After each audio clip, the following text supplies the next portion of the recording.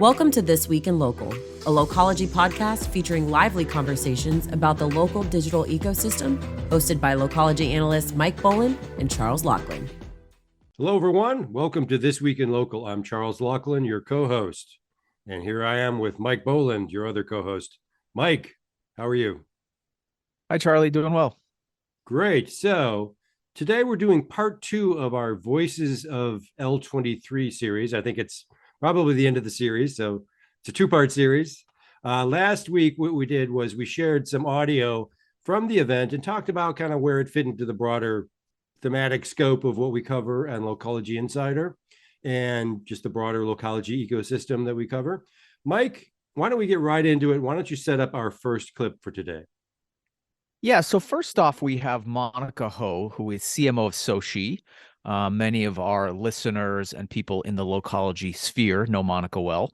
And she sort of brought up a contrarian point, I guess I'll call it, when it comes to one of our favorite topics, which is the degree to which SMBs are adopting and using and engaging with TikTok. So here's Monica talking about that.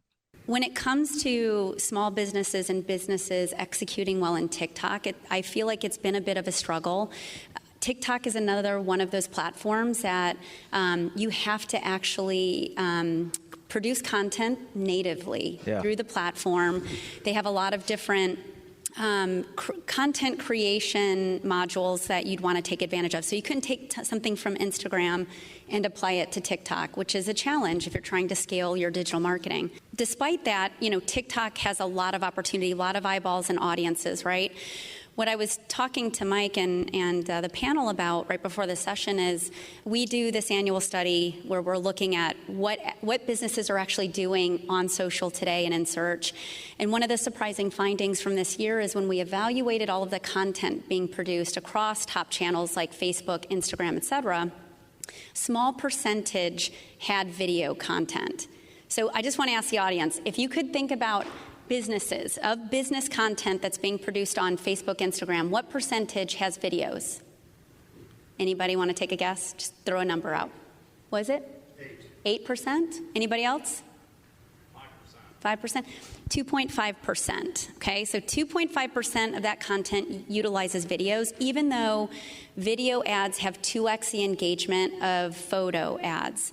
So now you're talking about a platform that is natively video forward. It's all video.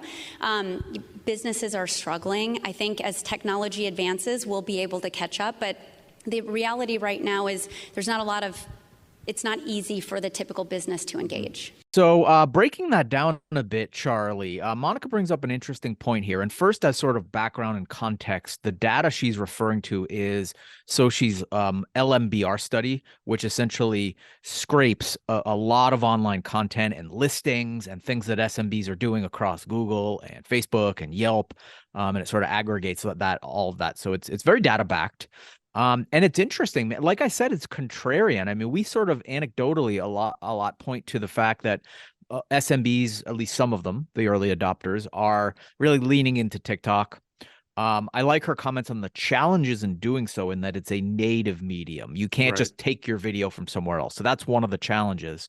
But panning back, I think her main point is that when we're looking at this opportunity and getting excited about it around, what SMBs will do with TikTok, we're sort of starting at a very low point in that only, I forgot which percentage, I think it's 2.5% she mentioned, of SMBs do anything with video. So with TikTok, we're talking about a medium that's all video. So TikTok's addressable market of SMBs isn't even that 2.5%. It's like somewhere inside of that, segmented inside that. So I think it just sort of points to some of the challenges that they will face in getting SMBs to continue to adopt, because it takes a certain amount of production savvy and time and all that stuff. So that's what I took away from that. Yeah, well, I mean, the native part jumped out at me because, I think we had a TikTok person at this conference, and I think she implicitly made that point, talking about creating SMB creation of TikTok content. And then last year we had a different TikTok person who, and some creators themselves who were very explicit about the native element of this, so TikTok's a native medium. It's not a repurposing medium. That is very clear. I think you make an interesting point about our SMBs engaging as much as, maybe the perception is. I'm a TikTok scroller. I admit it. I kill 5 minutes here and there with it, and it's very engaging and very addictive. And I do see a lot of what you could call SMB content, not, Tinker Tailor candlestick maker, but a lot of sort of people selling this and that and the other thing. I see a lot of that sort of content. And I think generally people seem to get that they need to create natively for the medium. It all seems like native content to me. I think the scale of it, is interesting because, not to get into the politics of TikTok, because there's a lot there, and I'm not an expert on what's going on there necessarily, but there was I think the head of US and TikTok did a congressional hearing. What he led with, I remember watching a few minutes of it. What he led with was, and we're so important to small business. So TikTok itself understands that if it can be seen as a critical marketing medium for small business, it kind of wraps itself a little bit in sort of mom and apple pie. And so they understood that. It's a smart play for them from a PR and political standpoint to lean into that SMB messaging, because they know that all those Congress people have a soft spot in their hearts for SMBs and their Many of them, constituents. how they made their money before they got into politics. Right. So the messaging is right in terms of what they're doing there. Now, a quick plug too, while we're talking about this. We like to show rather than tell, and that's sort of the basis of our ongoing series we run every few weeks or so on Friday, which is to spotlight the best SMB TikToks to really show, indeed it is native and what are those best practices in doing so. But I think that, to stop myself from backpatting too much on that series, it was a reminder to hear Monica say these statistics, because those SMBs, though it sticks out in our minds anecdotally, data-wise represent a very small slice of the SMB world that are leaning into it. Right. And, an open question that we're not going to answer right here is, should every small business be on TikTok? Because the content has to be just crazy engaging, Yeah. And well, those that can. Not every small business lends itself to that. So the glass half full perspective is those that do and those that can will stick out, because it's not overpopulated with SMBs at this point per Monica's data. Right. And just my experience. I mean, you see it, but it's not overwhelming. It's a lot of other stuff. And it finds what you're interested in. Kara Swisher likes air fryer content. I like travel content. It finds you, for whatever reason. That's the discovery algorithm that makes TikTok what it is. Yeah. Right. That's the magic sauce. Mike, why don't we move on to the next clip? It's another one that you thought was interesting. Why don't you set it up? Yeah, so sort of switching gears from social media to macroeconomics. We ran a VC-oriented panel, and Luca Sechi, who's Chief Strategy Officer at Circumference Group, again, a person that a lot of the people in our kind of Localogy sphere know. He's very prolific investor and sort of M&A expert in his time at Endurance and other places. But anyway, he brought up some good points on the sort of the challenges that private market investors, including VCs and PE and others, what they face now in terms of sort of the valuation environment. So here's Luca talking about that. I think, just to get a sense, so there's always a premium to public. Private company, generally speaking, fetch higher valuations, higher multiples at least, than public companies. So the delta has always been there. Between 2021 and 2022, the gap between the two has got basically wider and wider to a point that we have never seen before. Yeah. So what that does for private, and I mean, just to give you a sense, I think if you look at high growth SaaS companies, in 2021, the multiple on revenue was around 34 X. For private companies, Series B to call it Series D, multiple on ARR was 105. So, if you look at 2022, the publicly traded companies, the multiple went down from 34 to around 13, 14. Okay, sure. The multiple on private companies went from 105 to, I believe, 76. So one went down 40%, the other one went down 25%. Sure. All of a sudden, if you are an investor in private companies, you're okay, Mostly because many companies actually didn't raise money, so there was not a lot of pricing activities, not enough deals to really see the new market pricing. Sure. And so you're like, okay, if I invest at this valuation, my exit probably is going to be at some point this company will need to go public. If the valuation of public companies are not there, I'm the one eating the difference. So Charlie, a lot there. And whenever we get into this like deep financial discussion, it can become a little bit thick for the non sort of financial folks among us. Mm-hmm. So one of the things, I don't know about you, but one of the things I took away from that is that, we all know that valuations are declining, but I didn't know that there was such a divergence between the decline seen in public markets and in private markets. And usually private markets follow public markets in things like valuation because it's just more transparent. It's more of a accurate proxy, right? The public markets just have so much more public signals and announcements and disclosure protocols and all that good stuff, whereas the private market is just sort of a black box. So the private market often follows the public market in terms of things like valuation and other metrics. But here, what Luca is saying is that they both have gone down in the aggregate in valuations, but disproportionately. The public markets have gone down disproportionately more. So the takeaway as an investor is that sort of exit that you always want somewhere on the horizon is actually smaller in terms of, on the buy side, when you buy into a public market investment, you're potentially overpaying, or the payout down the road, you're getting a less of a return, whichever way you look at it. In Luca's terms, him and his, or any VC's sort of limited partners are the ones that have to eat the difference. Right. So just an interesting sort of educational point on the math and the macroeconomics that was sort of an interesting learning moment for me, at least. I don't know what you saw there, Charlie. Did you take from this that he was sort of explaining why a lot of money's on the sidelines? Yeah. So the one takeaway of, right now, no matter what I do as a private market investor, early stage investor, is this challenge that like I'm looking at it through that lens. And do I want to put money in play if the payout is indeed disproportionate on the other end? Mm-hmm. So that could be an explanation for, parked money. Yeah. I mean, that's kind of what I took from it, was that he was sort of explaining why it's a little harder to raise now. That, and that you sort of see that everywhere. I mean, if you're on sort of startup Twitter, it's one founder after another talking about, their top 10 gripes, and how they're treated by VCs, and getting ghosted by VCs. There's a lot of that kind of social content on sort of business Twitter, startup Twitter, et cetera. Yeah. I don't know if that's Twitter's not real life, right? But it's a reflection in some way of the sentiment out there among startup founders.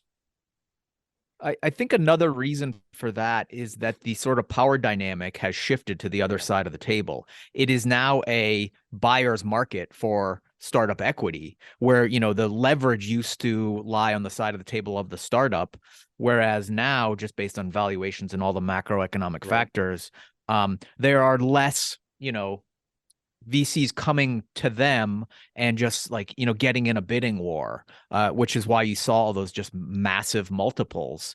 Right. The power dynamic has shifted. So VCs just have more leverage now. And I think, and the private equity markets, or the private market for the sale and purchase of equities, has really gone through that sort of pendulum, right? It's cyclical like anything else. Right. And right now it's back into sort of that buyer's market for startup equity. And the cliche is you shift from sort of the growth at all costs to make some money now, ethic. And we've talked about that a lot. No need to talk about that further, but maybe that was underlying some of what he was saying. Okay, Mike, why don't we move on to the next clip? So this one comes from the third day of the conference, the final day. And it involves Vinny Lingham, who I think, I could be corrected on this, I think he's the only Shark Tank shark to ever appear at a Localogy event, and which is kind of cool. He's actually from Shark Tank South Africa, and he's also a serial entrepreneur, and he's got something new called Waitroom, which is kind of a future of work video conferencing startup. And in this segment, we talk about how AI is going to transform how we experience meetings and also what we extract from meetings, from online meetings specifically. So why don't we roll the clip and then we'll talk about it on the other side. If you have 1,000 employees and there's 4,000 or 5,000 meetings per day that are happening between these employees, external, internal, how do you actively coordinate across the organization? So if the production team's having a meeting and something's delayed, and then the logistics team's having a meeting and they don't know that, would it be cool if the AI just automatically gave a report to the right manager or to the CEO and say, hey, we have a conflict, these things are happening in the organization, these people think this is happening, but it's not really. I think the future of AI now is that you're going to have these intelligent agents sitting in pretty much every virtual meeting that happens in a company within 5 years. Yeah, could you just have AI attend meetings for you? The AI's in the background, listening, transcribing, I think, creating notes, creating follow-ups, to-dos, tasks, sending out calendar invites, doing all that for you. The cool thing is things like smart agendas. So meetings are really a lot more efficient when you have an agenda and people know what you're going to chat about. And then when you have recurring meetings, you walk into the meeting, you have the agenda, you tick off certain things get pushed over to next week's meeting. You go into next week's meeting because it's a recurring meeting. It's threaded. It knows what was not covered the previous week and keeps going. And people who missed the previous week's meeting have a quick catch up. They can read what happened and keep going, or they can go watch the video separately. Mike, that was really kind of give us an interesting view into how we're going to experience Zoom meetings or whatever meeting platform, Teams, whatever you use, going forward, or how we might experience them going forward, kind of with the notion of AI being the extra attendee of the meeting, taking notes, reminding people, oh, you forgot to bring this thing up that you put aside in the last meetings, or here are the follow-ups, all that stuff, which we've seen, I think you used the term remote tech previously on our previous podcast, where kind of this whole ecosystem that's starting to evolve with Roam, with Read AI, with Waitroom. I'm sure there's a bunch of others we're not thinking of that are trying to figure out how to use AI to sort of hack meetings, make meetings better, more efficient, shorter, more to the point, and then with greater accountability. And that was really interesting how he sort of laid that out. Mike, I don't know what you thought. Yeah, what I liked about this was it made me think on more sort of holistic levels about what AI can do. Because we often talk about it in these sort of single one-off point solutions where it's generating an image, or in a sort of conversational context, it's, chat bots and such. Right. This sort of makes it work on deeper levels for any given enterprise and more holistically to sort of preserve or optimize institutional knowledge, what was discussed in the last meeting. And I think that those streamlining of meetings is certainly the sort of immediate use case we're talking about here. But if it's doing that, the next sort of logical leap is to sort of, spit out more meaningful insights on a 40,000-foot level of all the things that were discussed last month and the month before and how that's trending, and it's just really sort of like an analytics heartbeat of a given company as told or going through the lens of their meetings. I think that deeper level I think is what could be interesting here. Right, and there's a lot of intersection between what he was just talking about and what David Shim is up to at Read AI. And what he's up to, it combines sort of the biometric piece, which is almost like taking the pulse and the EKG of a meeting and sort of understanding from in real time physical signals during the meeting, whether the meeting is going well or whether people are trailing off and that kind of thing. That's kind of one angle on this. And then the other angle is sort of just kind of having the AI attendee in the room, read all the signals from what is said in the meeting and then interpreting those. And there's been small versions of this going back a little while. I've been using a tool called Otter, which I've mentioned to you a number of times, as a transcription tool, and it's AI driven. So you get this sort of real-time, essentially a real-time transcript that you can replay and sort of watch the words as the audio is coming through. And I use it to clip bits from audio into things I'm writing all the time. That was sort of a stage one version of how AI is going to empower meetings. I think what guys like Vinny and David are doing is taking that to the next level. I think. Yeah, and another thing here, which maybe it's like a simplistic analogy, but I think of the quantified self movement, fitness trackers, Fitbit, Apple Watch, all these things. It's like that for the enterprise. Yeah, that's not a bad comparison, actually. Yeah, and I think the piece that's interesting, and I think the piece that has sort of two sides to the coin, is the accountability piece, because where there has been, frankly, not a whole lot of accountability in online meetings. You say a bunch of stuff, no one ever holds you to account for it, or infrequently held to account for it. And this will face resistance internally from just internal stakeholders for that very reason. Right. I don't know if you remember when we first started using as like remote analyst years and years and years ago, pre-Localogy, GChat and Google Talk, I think it was at that point. And people were sort of iffy about, hey, look, when I'm at my desk, I have like, the green online status, and are they tracking me? Right. And this is a much deeper level of analytics and tracking than that even. So you're right. I think it comes to, people not wanting to be not wanting to have a record of what they said. Yeah, Big Brother. It's a little bit big. Yeah, because the whole Big Brother. And Vinny, I think in a piece of his audio of the segment or of the interview we did with him that wasn't included in what we're sharing today, he acknowledged the creep factor in some of this. Yeah. And and I think it's important to sort of, okay, we know there's a creep factor that some people perceive here, but here's why we're doing it. Here's why we think it's powerful. And I think he explained that pretty well. And historically, a lot of technologies have that initial resistance, and then it sort of eventually works its way into comfort levels, especially with sort of like generational turnover and like the digital natives who grew up with things, whatever technology we're talking about, they're more comfortable with it. So it could take a few generations to phase into those comfort levels that are needed. But, you can't fight these things. That's the one lesson, the other historical lesson we've learned. No, you can't fight them. They happen. They just happen. Yeah. And I think one outcome that I think in a separate conversation I had with Vinny, and then I think that something that Howard Lerman from Rome, formerly of Yext, now of Rome, gave a big demo of Rome at the show. Rome and Waitroom have they're not the same thing, but they have intersections. And the idea that meetings become shorter, not necessarily fewer, but shorter. And I think both of them, one way or another, have acknowledged that you're not necessarily going to have fewer meetings, but instead of 30-minute meetings, instead of 30-minute meetings, you might have 8 to 10 5-minute meetings.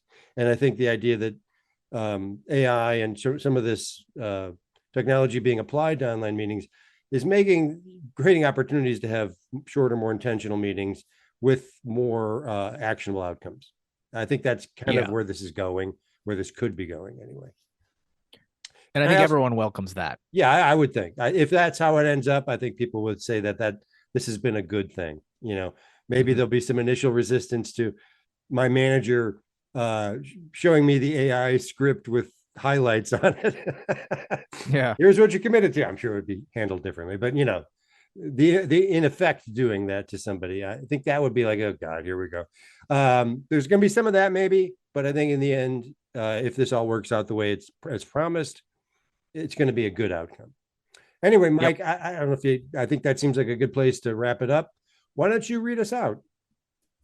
Yeah, thanks, Charlie. Thanks, everyone, for listening. This has been This Week in Local. Stay tuned every week for more episodes. You can find the show on all major podcast networks and find out more at localogy.com. Please also subscribe, like, and comment. So I'm Mike Boland with Charles Laughlin. Our producer is Dara Sweat. So thanks for listening and see you next week. Thank you for tuning in to this week's episode of Localogy's This Week in Local with Mike Boland and Charles Laughlin. Be sure to subscribe for more.